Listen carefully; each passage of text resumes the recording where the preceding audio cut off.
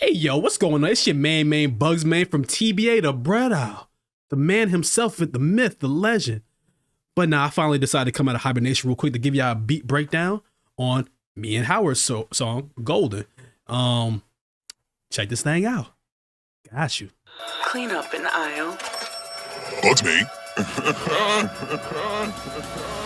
During this time, when I was making beats of this style, because I don't really do this per se as much, and I'm definitely lying my ass off, I just was looking for really old popular songs that people weren't sampling, because this is like around the sample drill era, which is still happening.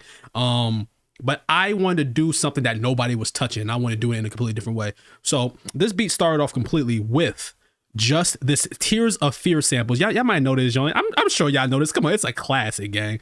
Like, so start off with this.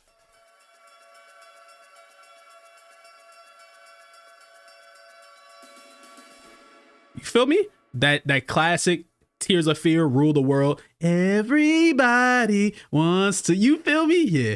So what I basically did was, once I got that sample, I already knew I had to find a way to flip this. I believe all I really did, I didn't do anything really extremely crazy, because me, I'm a weirdo. I like to chop my samples in the playlist because I'm a masochist. I like doing things the hard way. But basically what I did was I just found a part. Let me take off the effects off this real quick, just so you can hear it raw. You can just hear the cut. You feel me? You can just hear the raw.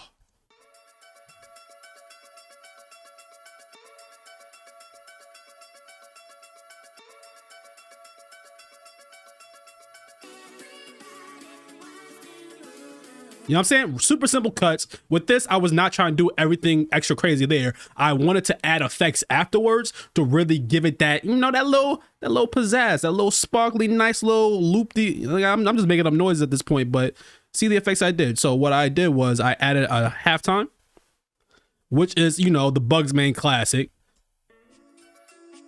That basically just gave it a little bit. But the thing is, what I did different with my halftime, which I do somewhat often, I don't often use the 1 bar. It depends on exactly what I'm going for. But I put it on half loop, and I also changed this FX knob. I bring it all the way down to smooth. So that gives it that like little, that almost rising sweep up sound at the end of every half bar. You hear that ding, ding, ding. That's what that's doing. Then after that, did a little bit like EQing. Just cut off some lows, some highs. And then what really gave the sound its sound is one of my old go-tos, Murder Melody.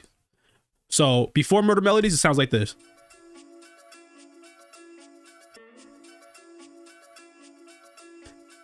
And I'm saying cool, but once you throw that baby on there, listen to this motherfucker. What the fuck? What the hell? You feel me? That gave it some flavor right there. And then last but not least, threw a little reverb on there just to give it a little bit more space. Or actually, I'm lying my ass off. That is actually for the automation that happens later on, which we'll show you. But then from there, it was pretty much cut and dry and simple. I didn't really do anything outlandish. So let's go ahead. If I'm remembering correctly, I most likely started with a clap, because with stuff like this, I'll start with the clap. So let me.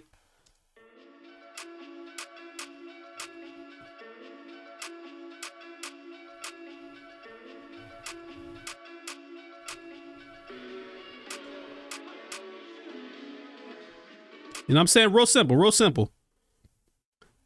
And then I came in, put the hi-hats in. But with this, I did a drill hi-hat rhythm. But the only thing that I did different was I just felt like playing with the notes, the pitches of the actual hi-hats. So, you know, most hi-hat patterns would be this exact rhythm, but it would all be on, like, let's say C. But I just wanted it to go up and down. And let's show you what this sounds like by itself.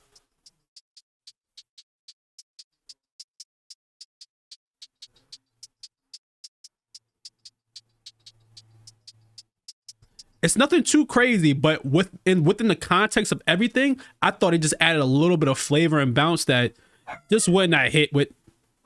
Damn dogs barking. Shit, I'm the alpha dog. What are they talking about? All right. But yeah, that's what that sounds like with that. Then from there, I already know I went straight to my perks, which is right here. Little bongo. Like, how can you go wrong with a bongo, gang? Come on, bongos be slapping every time. From the bongo to another hi-hat, which might be actually be a snap. Because you know, I love my snaps. I lied. Oh no, that's the kick also. So let me take off the kick because that came probably last. Yeah, that's that bongo. Open hat.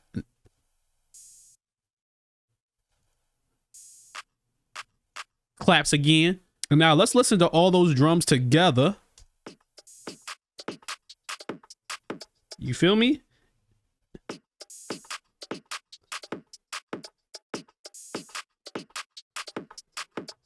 And then off to the 808. With my 808s and my bass in general, I'm always extremely unorthodox. It's just like, for some reason, I like my 808s just to play in a way that, you know, isn't really common. That's the most fun to me. That's what I think really brings the fun out of a beat. When the bass is playing with you in a way that you didn't expect, almost like your pastor when you went to church. It's real ridiculous, but I like it just like this. So check it out.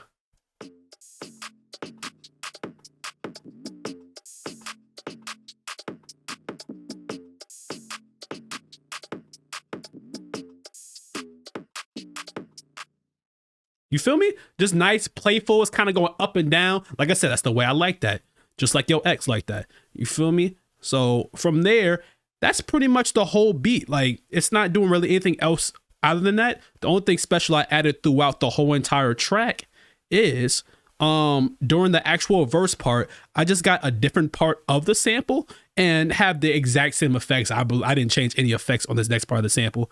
Let me see. Did I change any pitches or anything like that? Nope. I don't think, well, I didn't change the pitch from the last section, so all that's still consistent. So this is the second part of the sample. So I'm going to show it go from the first part into the second part.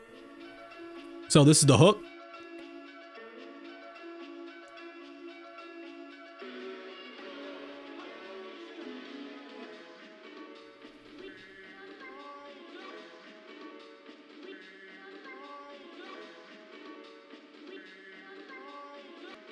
You know what I'm saying? Just using different parts of the sample just to give it some nice variance. And then just to help the song progress, I have some automations going on, some risers, simple stuff, nothing really too outlandish.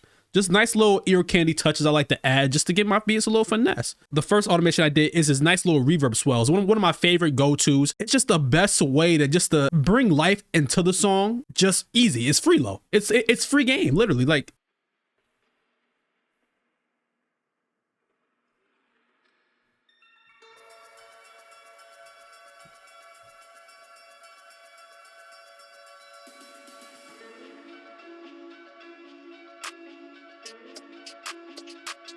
you feel me? It just brings that life into there. It kind of comes in slowly and it just makes it go crazy. And I also use that intermittently throughout the beat just to give it some nice variance.